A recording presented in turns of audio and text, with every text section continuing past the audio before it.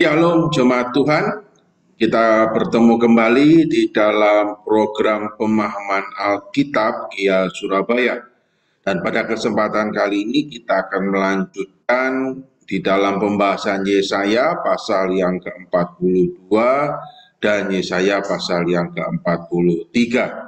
Nah, namun kita akan berdoa terlebih dulu sebelum kita akan bersama-sama belajar pemahaman Alkitab, kitab Yesaya 42 dan 43 ini. Mari kita akan berdoa. Kami mengucap syukur kami boleh kembali bertemu secara online melalui program pemahaman Alkitab Kia Surabaya ini. Jika sebenarnya kami akan membahas kitab Yesaya 42 dan 43, kami berdoa mohon hikmat-Mu, tuntunanmu buat kami semua, agar kami boleh belajar, kami boleh mengerti, dan kami dapat memahami akan firman Tuhan ini. Terpujilah nama-Mu Bapa, kami berdoa di dalam nama Tuhan kami Yesus Kristus. Amin. Ya, jadi Bapak Ibu Saudara sekalian, kita akan melihat bersama-sama Yesaya 40 dan 43. Nah, namun terlebih dahulu mari kita akan bersama-sama melihat ayat-ayat firman Tuhannya. Ya, kita melihat Yesaya 42 ayat yang pertama hingga yang ke-25. Yesaya 42 ayat yang pertama. Lihat, itu hambaku yang kupegang, orang pilihanku yang kepadanya aku berkenan. Aku telah menaruh rohku ke atasnya, supaya menyatakan hukum kepada bangsa-bangsa. Ia tidak akan berteriak atau menyaringkan suara atau memperdengarkan suaranya di jalan. Buluh yang patah, terkulai tidak akan diputuskannya, dan sumbu yang pudar nyalanya tidak akan dipadamkannya. Tetapi dengan setia ia akan menyatakan hukum, ia sendiri tidak akan menjadi pudar dan tidak akan patah terkulai, sampai ia menegakkan hukum di bumi, segala pulau mengharapkan pengajarannya. Ayat yang kelima, beginilah firman Allah, Tuhan yang menciptakan langit dan membentangkannya, yang menggambarkan bumi dengan segala yang tumbuh di atasnya, yang memberikan nafas kepada umat manusia, yang mendudukinya dan nyawa kepada mereka yang hidup di atasnya. Aku ini, Tuhan, telah memanggil engkau untuk maksud penyelamatan, telah memegang tanganmu, aku telah membentuk engkau dan memberi engkau menjadi perjanjian bagi umat manusia, jadi terang untuk bangsa-bangsa, untuk membuka mata yang buta, untuk mengeluarkan orang hukuman dari tempat tahanan, dan mengeluarkan orang-orang yang duduk dalam gelap dari rumah penjara. Aku ini Tuhan, itulah namaku, aku tidak akan memberikan kemuliaanku pada yang lain atau kemasyuranku kepada patung. Nubuat-nubuat yang dahulu sekarang sudah menjadi kenyataan, hal-hal yang baru hendak kuberitahukan. Sebelum hal itu muncul, aku mengabarkannya kepadamu. Ada yang 10. Nyanyikanlah nyanyian baru bagi Tuhan dan pujilah Dia dari ujung bumi. Baiklah laut bergemuruh serta segala isinya dan pulau-pulau dengan segala penduduknya. Baiklah padang gurun menyaringkan suara dengan kota-kotanya dan dengan desa-desa yang didiami Kedar. Baiklah bersorak-sorai penduduk Bukit Batu, baiklah mereka berseru-seru dari puncak gunung-gunung. Baiklah mereka memberi penghormatan pada Tuhan dan memberitakan pujiannya kepadanya di pulau-pulau. Tuhan keluar berperang seperti pahlawan, seperti orang perang, ia membangkitkan semangatnya untuk bertempur. Ia bertempik sorak, ya, ia memekik terhadap musuh-musuhnya, ia membuktikan kepahlawanannya. Aku membisu dari sejak dahulu kala, aku berdiam diri, aku menahan hatiku, sekarang aku mau mengerang seperti perempuan yang melahirkan, aku mau mengengah dan megap. Aku mau membuat tandus gunung-gunung dan bukit-bukit, dan mau membuat laku segala tumbuh-tumbuhannya. Aku mau membuat sungai-sungai menjadi tanah kering, dan mau membuat kering telaga-telaga. Aku mau memimpin orang-orang buta di jalan yang tidak mereka kenal, dan mau membawa mereka berjalan di jalan-jalan yang tidak mereka kenal. Aku mau membuat kegelapan yang di depan mereka menjadi terang, dan tanah yang berkeluk-keluk menjadi tanah yang rata. Itulah hal-hal yang hendak kulakukan pada mereka yang pasti akan kulaksanakan. Orang-orang yang percaya kepada patung pahatan akan berpaling ke belakang dan mendapat malu, yaitu orang-orang yang berkata kepada patung tuangan, kamulah Allah kami. Dengarkanlah, hai orang-orang tuli, pandanglah dan lihatlah, hai orang-orang buta. Siapakah yang buta selain dari hambaku, dan yang tuli seperti utusan yang kusuruh? Siapakah yang buta seperti suruhanku, dan yang tuli seperti hamba Tuhan? Engkau melihat banyak tetapi tidak memperhatikan, engkau memasang telinga tetapi tidak mendengar. Tuhan telah berkenan demi penyelamatannya untuk memberi pengajarannya yang besar dan mulia. Namun mereka suatu bangsa yang dijarah dan dirampok.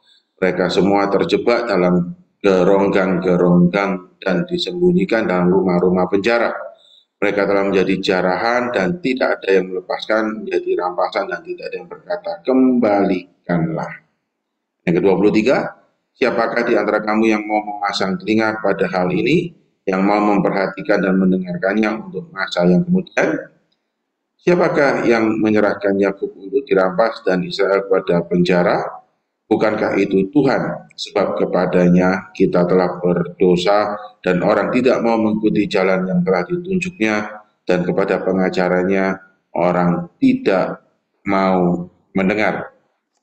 Maka ia telah menumpahkan kepadanya kepanasan amarahnya dan peperangan yang hebat, yang menghanguskan dia dari sekeliling, tapi ia tidak menginsafinya, dan yang membakar dia, tapi ia tidak memperhatikannya. Ya, sampai di situ pembacaan firman Tuhan kita. Nah, di mana kita akan melihat terlebih dulu pemahaman Yesaya 42 ayat 1 sampai yang ke-25 ini. Ya, nah, mari kita lihat bersama-sama pemahaman Yesaya 42 ini. Nah, secara kerangka garis besar saya coba membagi menjadi 5 bagian. Ayat yang 1 sampai ke 4 bicara tentang sebuah nubuatan tentang kedatangan Mesias dengan kelembutan namun dengan kuasa untuk melakukan pekerjaan seorang penebus. Dan ayat 5 sampai ke 9 bicara tentang pemberitahuan mandat sang Mesias yang diterimanya dari Bapa. Ayat yang ke-10 sampai 12 sukacita dan kegirangan yang dengannya kabar gembira ini harus diterima. 13 sampai 17 keberhasilan Injil yang menakjubkan untuk menggulingkan kerajaan iblis, dan 18 sampai 25 penolakan dan kehancuran orang-orang Yahudi karena ketidakpercayaan mereka. Nah, kita lihat yang pertama bicara kedatangan Mesias yang dijanjikan yang sudah dekat, ya, di dalam nubuatan ayat 1 sampai ke 4. Ya. Nah, di sini Nabi Yesaya tampak masuk lebih jauh lagi ke dalam nubuatan tentang Mesias dan kerajaannya melalui perlambangan Kores. Dan karena dalam benaknya masih ada lagi yang harus disampaikan tentang karya agung keselamatan manusia oleh sang Mesias, yang hampir lupa dengan kesempatan yang membawanya ke dalam nubuatan itu dan berhenti berbicara mengenai kembalinya bangsa Yahudi dari Babel. Sebab pengharapan akan karya agung keselamatan itu memang akan menjadi penghiburan dan penyokong yang besar bagi orang-orang Yahudi yang saleh dan percaya dalam pembuangan mereka daripada pengharapan akan kembalinya mereka dari Babel. Dalam nubuatan ini dan nubuat-nubuat serupa, di mana kita yakin bahwa ayat-ayat ini sebagai nubuatan yang berbicara tentang Kristus, ya. Sebab sang penulis ini, Injil ini memberitahu kita dengan jelas bahwa ia di dalam dialah nubuatan ini digenapi. Nah, di ayat yang pertama ini kita melihat bahwa Allah mengakui dia sebagai pekerja yang dipekerjakan untuknya. Dia adalah hambaku, meskipun dia adalah anak, namun sebagai pengantara ia mengambil rupa seorang hamba, belajar taat kepada kehendak Allah dan melakukannya, dan memberi diri untuk memajukan kepentingan kerajaan Allah, dan dengan demikian ia adalah hamba Allah. Dan yang kedua, sebagai orang yang dipilih olehnya, dia adalah orang pilihanku. Ia tidak mendorong dirinya sendiri ke dalam peranan itu, tetapi dipanggil oleh Allah dan ditetapkan sebagai orang yang paling pantas untuk itu. Sang hikmat tak terhingga membuat pilihan itu lalu menyatakannya. Dan ketiga, sebagai orang yang dipercayainya, ia adalah hambaku yang kuandalkan. Demikian sebagian orang membacanya, Bapak menaruh kepercayaannya kepadanya bahwa ia akan merampungkan pekerjaannya, dan dalam kepercayaan itu ia akan membawa banyak orang kepada kemuliaan. Kepercayaan besarlah yang diberikan Bapak kepada anak, tapi Bapak tahu bahwa dia sepadan dengan itu dan mampu dan juga setia. Sebagai orang yang dipilihnya, sebagai hamba yang ditentukannya, nah Bapak atau Allah itu menopang dia dan menyokong dia dalam memegangnya, ia berdiri di sampingnya dan menguatkan dia. Dan untuk melakukan tugasnya, pembekalannya, di mana Allah dikatakan telah menaruh rohku ke atasnya untuk memampukan dia menuntaskan pekerjaannya. Roh tidak hanya turun, tapi juga dia berdiam di dalam dia, bukan secara terbatas seperti pada hamba Allah yang lain, melainkan secara tak terbatas. Seperti halnya Allah akan memegang dan berkenan pada orang-orang yang dipekerjaannya sebagai hamba-hambanya, demikian pula ia akan menaruh rohnya ke atas mereka. Dan di ayat 2 dan 3 itu katakan kelembutan dan kehalusan yang dengannya ia akan menjalankan pekerjaan ini, ia akan melanjutkan pekerjaan dalam keheningan dan tanpa keributan, ia tidak akan berbantah dan tidak akan berteriak, tidak akan diserukan. Ya,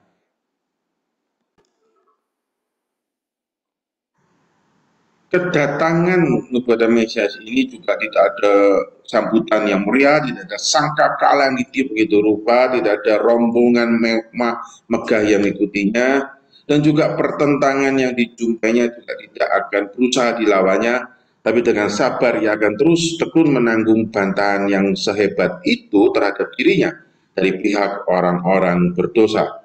Kerajaannya itu bersifat rohani, dan karena itu senjata-senjatanya tidak bersifat duniawi, tidak pula juga penampilannya yang megah. Kerajaannya datang tanpa tanda-tanda lahiriah. Dan kalau kita melihat juga di ayat yang ketiga itu menjadi sebuah ayat yang mungkin familiar dengan kita ya, dari sebuah pujian dulu yang terpulang tidak akan dikatakannya gitu ya. Nah, itu juga berbicara bahwa dia akan bersifat lembut, mereka yang lemah seperti bulu tertindas dengan ketakutan, seperti bulu yang patah terkulai, seperti yang sumbu yang pudar nyalanya, itu tidak akan direndahkannya, ia tidak akan berperkara melawan mereka dengan kuasa yang besar, tidak pula juga menimpakan kepada mereka pekerjaan atau penderitaan yang lebih daripada yang dapat mereka tanggung. Itu ya, sebaliknya ia dengan penuh rahmat akan mempertimbangkan kemampuan mereka. Kata-kata di ayat yang ketiga yang cukup terkenal ya, bulu yang patah terkulai tidak akan diputuskannya, tapi itu berbicara akan dikuatkannya supaya dapat menjadi pohon ara si peraturan Allah. Sumbu yang pudar nyalanya juga tidak akan dipatahkannya. Itu berbicara bahwa nubuatan bicara Yesus yang juga lembut terhadap orang-orang yang berdosa, yang dimana kepadanya termasuk juga saya dan juga Bapak Ibu Saudara sekalian, yang dimana akan beroleh anugerah yang sejati di dalam Kristus. Meskipun di dalam keadaan lemah, tapi tidak akan hancur, tetapi akan mengalami pengampunan dan juga mengalami anugerah. Keberanian hati dan keteguhan hati yang dengannya ia akan bertekun dalam pekerjaan ini sehingga ia dapat mencapai tujuan pada akhirnya di ayat yang keempat, yang dimana ia sendiri tidak akan menjadi pudar dan tidak akan patah terkulai meskipun harus menghadapi pekerjaan yang berat dan banyak tantangan, dan sudah melihat betapa dunia itu sangat tidak tahu berterima kasih, malah menyiksa dan menghancurkannya, tapi tidak membuat dia itu berhenti untuk melanjutkan apa yang menjadi bagian pekerjaannya sampai selesai. Nah, di sini kita akan melihat bahwa dengan setia ia akan menyatakan hukum dengan serangkaian mujizat yang panjang dan kebangkitannya sendiri pada akhirnya. Itu bicara tentang nubuatan yang dimana nanti digenapi dalam Yesus Kristus. kan? Ia akan menegakkan hukum di bumi, yang memberikan pemerintahnya di dunia, sebuah jemaat bagi dirinya di antara manusia. Dan juga segala pulau dari bangsa-bangsa yang bukan Yahudi juga mengharapkan pengajarannya, menantikan Injilnya, yaitu seolah-olah adalah suatu hal yang sudah lama mereka nanti. Lalu kita akan lanjutkan di dalam ayat 5 sampai yang ke-12. Ya, itu bicara tentang perjanjian dibuat Allah dengan Sang Mesias dan mandat yang diberikan kepadanya. Bahwa gelar-gelar kerajaan yang dengannya Allah yang Maha Besar menyatakan dirinya di sini dan membedakan dirinya dari semua yang mengaku sebagai Allah. Semua gelar yang tercatat di ayat yang kelima itu berbicara tentang kemuliaannya, jaminan-jaminan yang diberikannya pada Mesias akan kehadirannya bersama dia dalam segala hal yang dilakukannya sesuai dengan pekerjaannya ini sungguh teramat membesarkan hati Sang Mesias. Nah, di ayat yang ke-6 ini kita melihat bahwa Allah mengakui bahwa Sang Mesias itu tidak mengambil kehormatan untuk menjadi pengantara bagi dirinya sendiri, tetapi dipanggil oleh Allah bahwa ia bukanlah pengacau, bukan perampas, melainkan dengan benar dihantar ke dalam jabatan itu.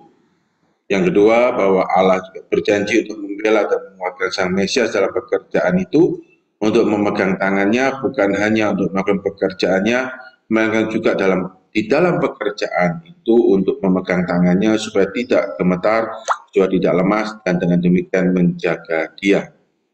Dan yang ketiga, bahwa maksud agung dari mandat ini amat banyak berbicara juga tentang kelimpahan penghiburan bagi anak-anak manusia, yang menjadi perjanjian bagi manusia, menjadi pengantara atau jaminan dari perjanjian anugerah yang semuanya terangkum di dalam. Dan lalu di ayat yang ke-5 sampai yang ke-12, ya, kemudian di ayat yang ke-8, jangan bahwa disahkan dan diteguhkan pemberian ini supaya kita menjadi yakin akan keabsahan Sang Mesias itu, maka pertimbangkanlah bahwa kewenangan dari Dia yang membuat janji itu. Nah, penggenapan janji-janji yang sebelumnya sudah dibuatnya mengenai jemaatnya, yang merupakan bukti-bukti dari kebenaran firman-Nya dan kebaikan yang dimilikinya terhadap umatnya. Nah, dan ayat yang ke-10 itu bicara soal nyanyian sukacita dan pujian yang seharusnya dinyanyikan dalam hal-hal ini bagi kemuliaan Allah. Nah, bicara nyanyian baru ini itu bicara bahwa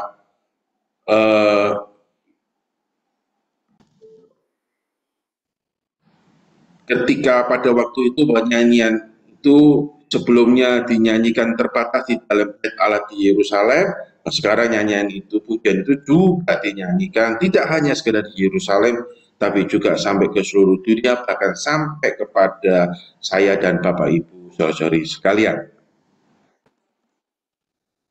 Lalu kita lanjutkan di ayat yang ke-13 sampai ke-17. Ya, ayat 13 sampai 14 itu juga berbicara bahwa Allah tetap saja akan tampil dalam kuasa dan kemuliaannya lebih daripada sebelumnya. Demikianlah ia tampil dalam pemberitaan Injilnya, dalam kuasa dan kekuatan ilahi yang menyertainya, dan dalam keberhasilannya yang menakjubkan dalam meruntuhkan benteng-benteng iblis. Dan ayat yang ke-16 itu bicara orang yang menanyakan jalan ke Sion akan ditunjukkannya jalan dan akan dipimpinnya di jalan itu. Ia terutama akan mengacaukan orang-orang yang mengikuti berhala, kendati dengan upaya-upaya yang sudah dilakukan oleh pemberitaan Injil untuk membuat mereka berbalik dari berhala-berhala itu. Ya, dan ini menjadi sebuah pengharapan bahwa pada nanti masa-masa pembaharuan, ketika orang itu semua berbalik dari kejahatan dan dosa dan ditinggalkan, nah bahwa orang-orang itu yang tidak dapat diinsafkan itu akan menjadi malu dengan orang-orang yang bertobat. Nah, lalu kita akan juga lanjutkan di dalam ayat yang ke-18 sampai yang ke-25, ya. Di bagian ini saya coba bagi menjadi 5 poin, ya. Ayat yang 18 bicara panggilan yang diberikan kepada bangsa ini, Kalau secara singkat pada waktu itu ya kepada bangsa Israel.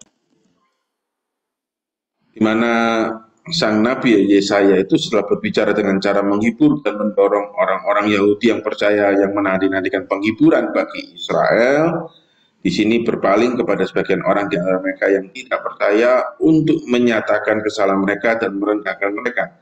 Di antara orang-orang yang berada di pembuangan Babel, ada sebagian yang seperti buah ara jelek dalam penglihatan Yeremia yang dikirim ke sana untuk menjadi aib, menjadi kengerian bagi segala kerajaan di bumi, menjadi aib dan perumpamaan. Dalam diri mereka ada perlambang yang menggambarkan orang-orang Yahudi yang menolak Kristus dan ditolak olehnya, dan yang kemudian jatuh lebih dalam bagi di bawah kutukan. Setelah orang percaya mewarisi berkat, sebab mereka menjadi rusak, hancur, dan tetap terserak hingga saat ini. Ya, maka kita lihat bahwa itulah ya ayat 18 panggilan yang diberikan kepada bangsa ini, dan ayat 19 dan 20 bisa ciri-ciri yang diberikan kepada mereka. Dan 21 mengatakan bahwa meskipun mereka buta dan tuli, Allah tidak akan kehilangan kemuliaannya. Malapetaka yang akan ditimpakan Allah kepada bangsa Yahudi karena kebutaan dan ketulian mereka yang disengaja itu. Dan di ayat 23-25 bicara nasihat yang diberikan pada mereka untuk melegakan mereka, sebab meskipun menyedihkan, keadaan mereka bukanlah tanpa harapan. Nah, bicara nasihat-nasihat itu bicara bahwa mereka dinasihati bahwa pertama untuk mengakui tangan Allah dalam perintah mereka dan siapapun yang dipakai sebagai alat, dan mengarahkan pandangan pada Dia yang merupakan pelaku utama, yaitu Allah. Yang kedua, bahwa mereka juga diajak untuk mengakui bahwa dengan demikian mereka telah menyulut murka Allah dengan cara hidup dan dosa mereka, sehingga Allah meninggalkan mereka dan telah menimpakan semua malapetaka ini pada diri mereka sendiri. Ya, itulah dua nasihat yang saya sudah bagikan, ya, sebagaimana nanti kita juga bisa lihat ini ya. Jadi mengakui kebesaran tangan Allah dan juga mengakui keberdosaan mereka, dan mereka dipanggil untuk kalau tidak bertobat akan ada penghakiman yang lebih besar, dan Allah akan menghakimi, dan rencana penghakiman itu pasti iya dan amin. Nah, itu bicara tentang Yesaya 42. Nah, sebelum saya akan menyampaikan kesimpulan apa sih yang kita bisa pelajari dari Yesaya 42 dan 43, nah kita akan melihat sekarang di Yesaya 43. Ya, kita akan membaca Yesaya 43 ini terlebih dahulu. Nah, Yesaya 43, ada 28 ayat di pasal 43 ini, kita akan baca 43 ayat yang pertama. Tapi sekarang beginilah firman Tuhan yang menciptakan engkau, hai Yakub, yang membentuk engkau, hai Israel. Janganlah takut, sebab aku telah menebus engkau, aku telah memanggil engkau dengan namamu, engkau ini kepunyaanku. Apabila engkau menyeberang melalui air, aku akan menyertai engkau, atau melalui sungai-sungai, engkau tidak akan dihanyutkan. Apabila engkau berjalan melalui api, engkau tidak akan dihanguskan, dan nyala api tidak akan membakar engkau. Sebab akulah Tuhan Allahmu yang Maha Kudus, Allah Israel, Juru Selamatmu. Aku menebus engkau dengan Mesir dan memberikan Ethiopia dan Syria sebagai gantimu. Oleh karena engkau berharga di mataku dan mulia, dan aku ini mengasihi engkau, maka aku memberikan manusia sebagai gantimu dan bangsa-bangsa sebagai ganti nyawamu. Janganlah takut, sebab aku ini menyertai engkau, aku akan mendatangkan anak cucumu dari timur, dan aku akan menghibur engkau dari barat. Aku akan berkata kepada utara, berikanlah, dan kepada selatan, janganlah tahan-tahan. Bawalah anak-anakku laki-laki dari jauh, dan anak-anakku perempuan dari ujung-ujung bumi. Semua orang yang disebutkan dengan namaku, yang ku ciptakan untuk kemuliaanku, yang kubentuk dan yang kujadikan Israel sebagai saksi Tuhan. Biarlah orang membawa tampil bangsa yang buta, sekalipun ada matanya, yang tuli sekalipun ada telinganya. Biarlah berhimpun bersama-sama segala bangsa-bangsa, dan biarlah berkumpul suku-suku bangsa. Siapakah di antara mereka yang dapat memberitahukan hal-hal ini, yang dapat mengabarkan kepada kita hal-hal yang dahulu. Biarlah mereka membawa saksi-saksinya supaya mereka nyata benar. Biarlah orang mendengarnya dan berkata benar demikian. Kamu inilah saksi-saksiku, demikianlah firman Tuhan, dan hambaku yang telah kupilih, supaya kamu tahu dan percaya kepadaku dan mengerti bahwa aku tetap Dia, sebelum aku tidak ada Allah dibentuk dan sesudah aku tidak akan ada lagi. Akulah Tuhan dan tidak ada juru selamat selain daripadaku. Akulah yang memberitahukan, menyelamatkan dan mengabarkan, dan bukannya Allah asing yang ada di antaramu. Kamulah saksi-saksiku, demikian firman Tuhan, dan akulah Allah. Juga seterusnya, aku tetap Dia dan tidak ada yang dapat melepaskan dari tanganku. Aku melakukannya, siapakah yang dapat mencegahnya? Beginilah firman Tuhan penebusmu yang maha kudus, Allah Israel. Oleh karena kamu, aku menyuruh orang-orang ke Babel dan membuka semua palang-palang pintu penjara dan sorak-sorai orang Kasdim menjadi keluh kesah. Akulah Tuhan yang maha kudus, Allahmu, Rajamu yang menciptakan Israel. Beginilah firman Tuhan yang telah membuat jalan melalui laut dan melalui air yang hebat, yang telah menyuruh kereta dan kuda keluar untuk perang, juga tentara dan orang gagah. Mereka berbaring, dapat bangkit, sudah mati, sudah padam sebagai sulu. Firman-Nya, janganlah ingat-ingat hal-hal yang dahulu, dan janganlah perhatikan hal yang dari zaman purbakala. Lihat, aku hendak membuat sesuatu yang baru, yang sekarang sudah tumbuh. Belumkah kamu mengetahuinya? Ya, aku hendak membuat jalan di padang gurun, dan sungai-sungai di padang belantara. Binatang hutan akan memuliakan aku, serigala dan burung unta, sebab aku telah membuat air memancar di padang gurun dan sungai-sungai di padang belantara untuk memberi minum umat pilihanku, umat yang telah kubentuk bagiku, dan memberitakan kemasyhuranku.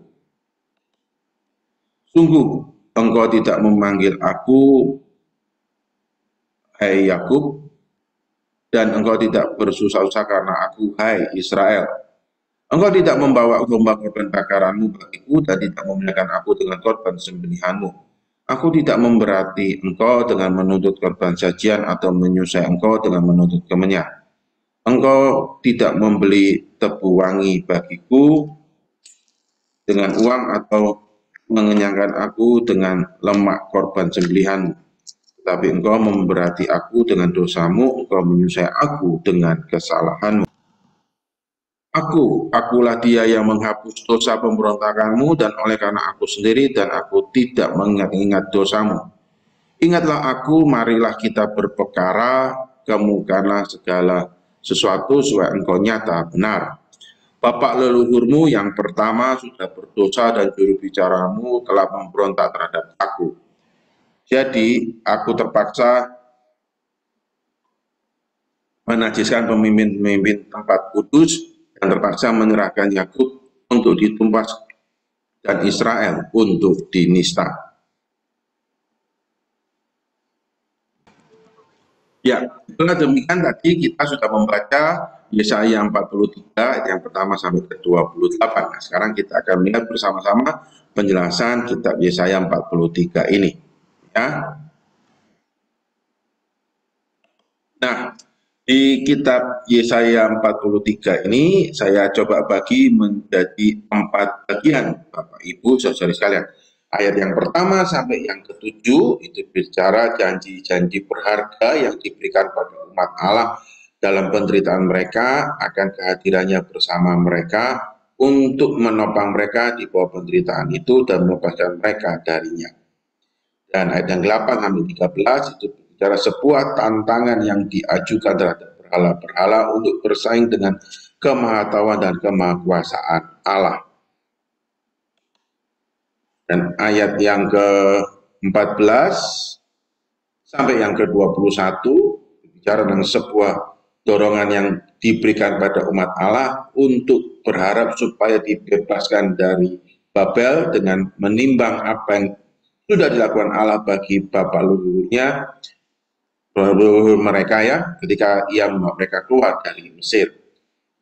Dan ayat yang ke-22 sampai 28 berbicara juga tentang sebuah cara yang dipakai untuk mempersiapkan umat Allah bagi pembebasan mereka dengan mengingatkan mereka akan dosa-dosa mereka yang olehnya mereka sudah menyulut murka Allah, sehingga ia mengirim mereka ke dalam pembuangan dan membuat mereka terus berada di sana. Cara ini dilakukan supaya mereka bertobat dan mencari Allah untuk memperoleh belas kasihan yang mengampuni mereka. Nah, Bapak Ibu, itulah gambaran besar rangka, ya, ada 4 poin dari ayat 1 sampai ayat yang ke-28. Nah, saya coba untuk kita melihat sedikit lebih dalam meskipun tidak sempurna, ya, bagian per bagiannya. Jadi kita melihat poin yang pertama, yaitu ayat yang pertama hingga ayat yang ke-7, ya, janji-janji berharga yang diberikan pada umat Allah dalam penderitaan mereka, dan juga bisa kehadiran Allah bersama dengan mereka untuk menopang mereka di bawah penderitaan Babel itu dan melepaskan hidup mereka darinya. Nah, jadi ayat 1 sampai 7 itu kalau saya kasih sub itu, ya, dorongan bagi umat Allah. Ya, jadi ayat ini bicara dasar-dasar dari kepedulian dan keprihatinan Allah terhadap umatnya serta terhadap kepentingan dengan jemaat dan kerajaannya di antara manusia. Karena bahwa meskipun mereka itu berdosa di hadapan Allah, tapi tetap bangsa Israel itu adalah buatan Allah, diciptakan olehnya untuk melakukan sebuah pekerjaan baik. Itu juga relevansinya dalam kita, meskipun kita semua adalah manusia berdosa, namun tetap kita ini adalah buatan Allah, diciptakan olehnya untuk melakukan pekerjaan baik sesungguhnya. Meskipun karena dosa, buat kita itu jatuh dan terhilang. Ya. Dan katakan juga mereka sudah ada orang-orang yang telah dibelinya, yang telah ditebus. Oh, ia telah menebus mereka. Mereka juga adalah umatnya yang istimewa, yang telah dibedakannya dari umat lain, yang dikhususannya bagi dirinya sendiri. Ya, jadi dia adalah Allah mereka menurut perjanjian. Dan di ayat yang ke-8 sampai yang ke-13, tuh, kalau boleh saya kasih juga, ya, kalau tadi di poin yang kita bahas bicara tentang sebuah tantangan yang diajukan terhadap berhala-berhala untuk bersaing dengan kemahatauan dan kemahakuasaan Allah. Ya.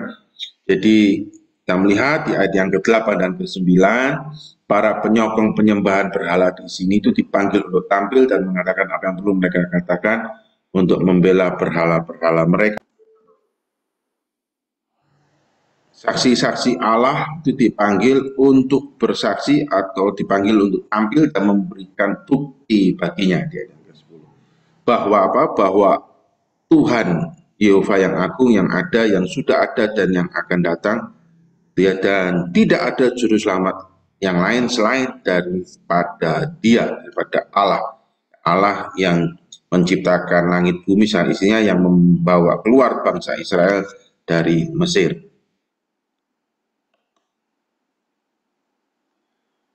Dan di ayat yang ke-12, yang empatnya, yang memiliki atau Allah memiliki pengetahuan yang tak terbatas, yang tak dapat keliru, seperti yang terbukti dari nubuat firman-Nya. Nah, ia tidak hanya memberitahukan terlebih dahulu apa yang tidak dapat dilihat terlebih dulu oleh siapapun, tapi juga melakukan apa yang tidak dapat dilakukan oleh siapa-siapa. Nah, di sini kita melihat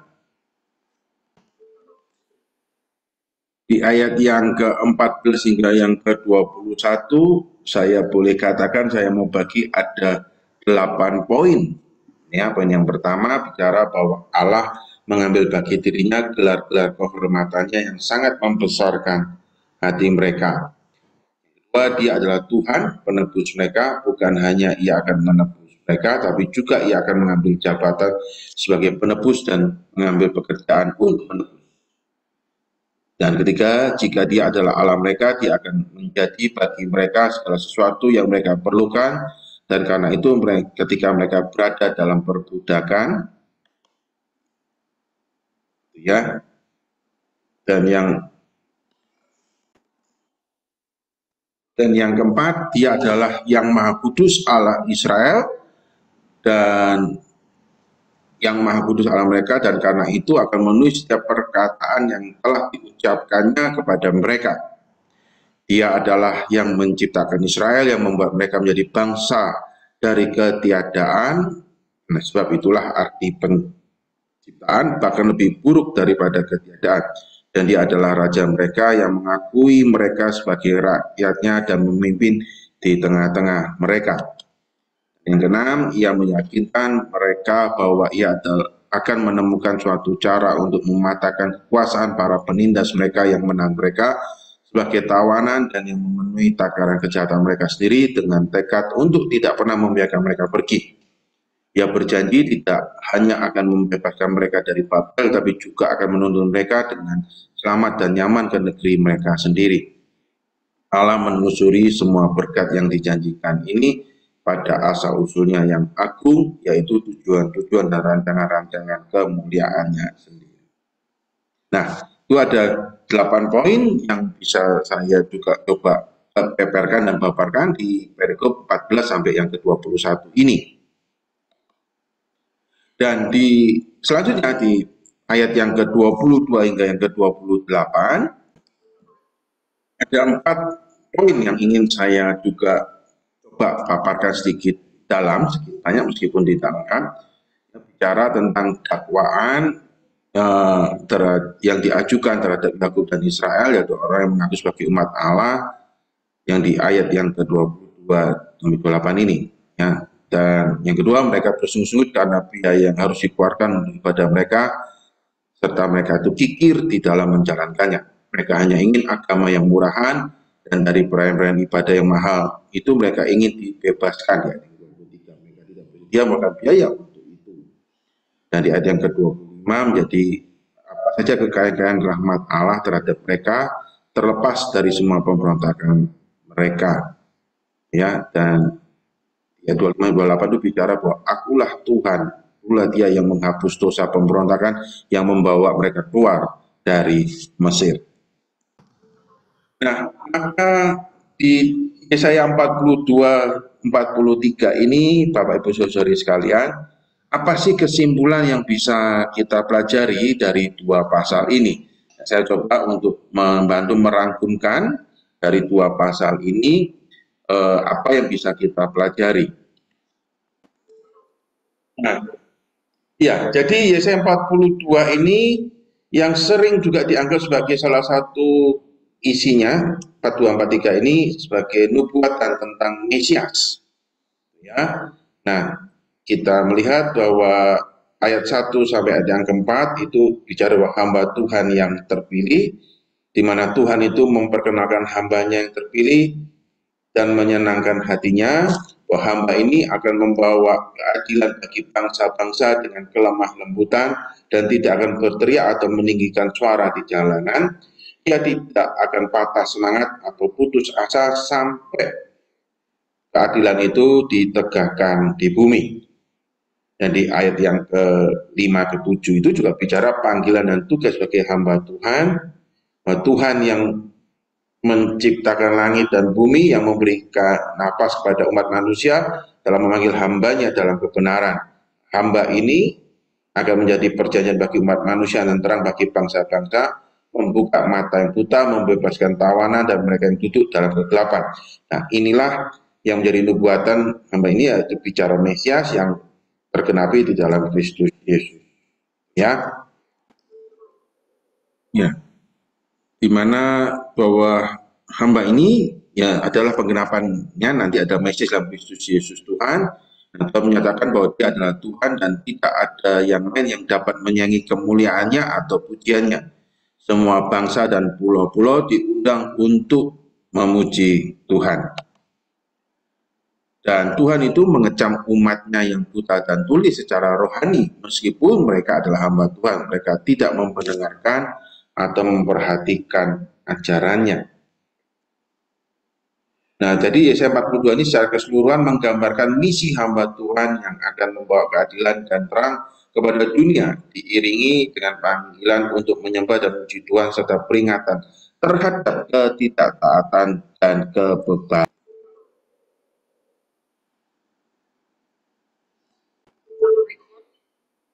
Dan juga Yesaya 43 ya. Bab ini, pasal ini berisi pesan penghiburan dan penebusan dari Tuhan pada umat Israel dan mengingatkan mereka akan kasih-Nya yang abadi dan janji pemulihan.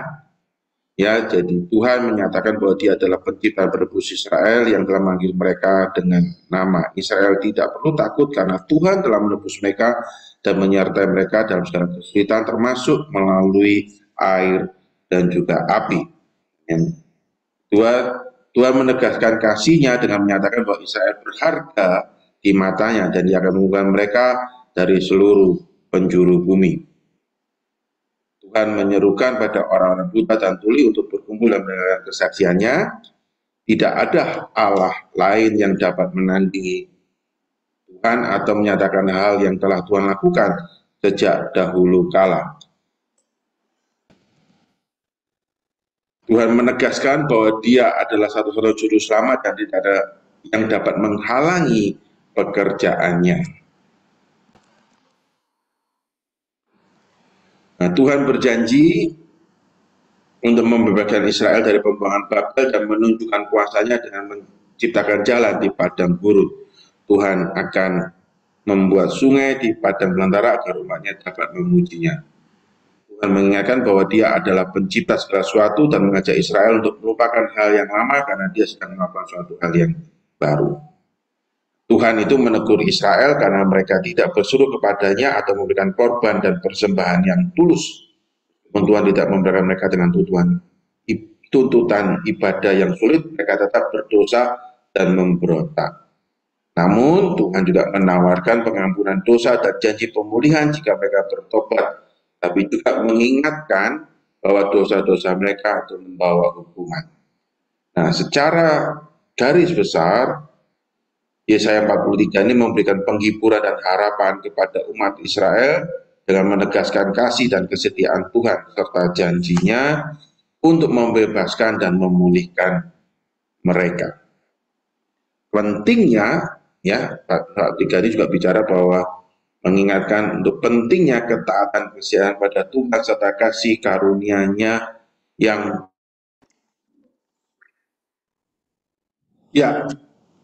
sedikit terputus karena gangguan jaringan. Jadi itulah Bapak Ibu Saudari sekalian kesimpulan yang bisa juga saya bagikan gitu ya. Dan terakhir bahwa bicara tentang Yesaya 43 ini memberikan penghiburan pengharapan pada umat Israel akan kasih dan kesetiaan Tuhan serta janji-Nya untuk membebaskan dan memulihkan mereka, bahwa pentingnya ketaatan kesetiaan Tuhan pada Tuhan serta kasih karunia yang selalu siap mengampuni dan juga memberikan pemulihan dalam kehidupan. Nah, saya juga mengajak Bapak Ibu Saudara sekalian juga bisa mengikuti on-site dari pembahasan kitab Yesaya 43 ini nanti sebentar sore di gedung gereja kita atau secara streaming di YouTube channel gereja kita nanti akan disampaikan oleh Bapak Penatua Indra Haryanto. Demikian Bapak Ibu Saudara sekalian pemahaman Alkitab yang bisa saya sampaikan dan mari kita akan berdoa. Tuhan, kami mengucap syukur dan berterima kasih pada kesempatan ini kami boleh kembali belajar bersama-sama. Ampuni kami ketika kami tidak bisa memahami dengan sempurna. Kami mohon hikmat-Mu dan Roh Kudus terus menyempurnakan, menyerahkan semuanya ini dan juga sebentar sore di dalam pemahaman Alkitab di gereja kami dan juga di channel YouTube kami. Terpujilah nama-Mu Bapa dalam Kristus Yesus Tuhan kami berdoa. Amin. Nah, demikian Bapak Ibu Saudara sekalian, sampai kita bertemu di lain kesempatan.